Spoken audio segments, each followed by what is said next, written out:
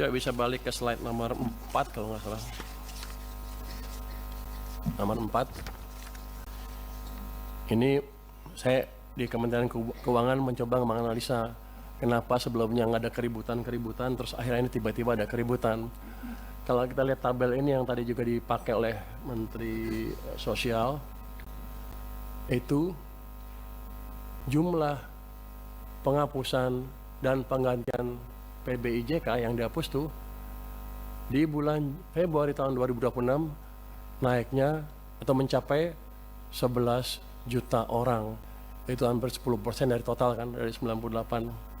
Sebelumnya 7, 1, 1, 1, 1 di bawah 1 juta, dan 1 juta di bawah 1 juta. Jadi ini yang menimbulkan kejutan, kenapa tiba-tiba rame di bulan Februari tahun ini menurut dugaan kami ya. Karena sedemikian besar orang yang terpengaruh dan mereka tidak tahu bahwa mereka sudah tidak masuk dalam daftar lagi. Sehingga ya kerasa lah itu. Kalau 10% karena kan kerasa tuh, kalau 1% nggak ribut orang-orang. Begitu 10, hampir yang sakit tuh hampir semuanya kena tuh, dugaan saya ya. Jadi ini yang mesti dikendalikan ke depan.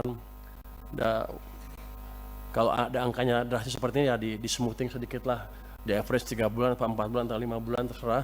Tapi jangan menimbulkan kejutan seperti itu. Bapak, Ibu pimpinan, dan seluruh anggota Komisi 8, 9, dan 11 yang saya banggakan, kita semua tentu ingin program JKN ini dapat berjalan efektif, sehingga benar-benar manfaatnya dirasakan seluruh masyarakat Indonesia tanpa keributan yang terlalu signifikan, karena uang yang saya keluarkan sama, nggak berubah. Kenapa keributannya beda? Berbagai langkah perbaikan tentunya harus terus dilakukan agar tepat sasaran. Apa? Iya tuh keributan kan. Oh, ribut aja lo. Kan saya hanya diundang ke sini, katanya ada protes di masyarakat ramai. Tadi Bapak Ketua juga bilang ada keributan di masyarakat sedikit. Jadi saya bilang keributan aja lah biar sama bahasanya ya Pak ya. Tapi kita ngerti masalahnya di mana.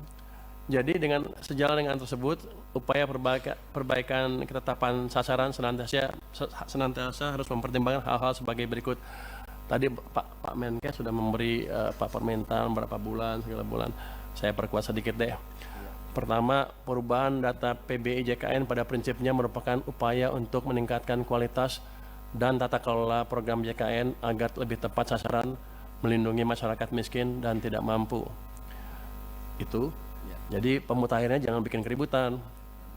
Yang kedua, penonaktifan peserta PBIJK dapat dipertimbangkan untuk tidak langsung berlaku, namun diberikan jangka waktu 2-3 bulan, tadi Pak Menkes 2 bulan, 2-3 bulan yang disertai dengan sosialisasi kepada masyarakat.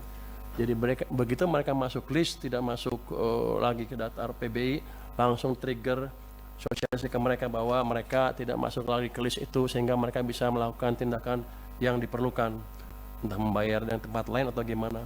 Tapi jangan sampai yang udah sakit tiba-tiba begitu mau cek cuci darah lagi tiba-tiba nggak eligible, nggak berhak. Kan itu kayaknya kita konyol. Ya, padahal uang yang saya keluarin sama. Saya rugi di situ, uang keluar, image jelek jadinya.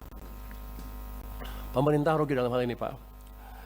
Kemudian masukan dari kami adalah penentuan jumlah PBI dilakukan dengan hati-hati dan terukur, dengan mengedepankan ketepatan sasaran, kemudahan akses layanan, dan menjaga keberlanjutan program JKN. Tadi kan kalau ditanya ada nggak ruang untuk ngisi orang-orang tadi yang nggak masuk, kan ada. Kan masih 96 juta sekian kan, targetnya 98.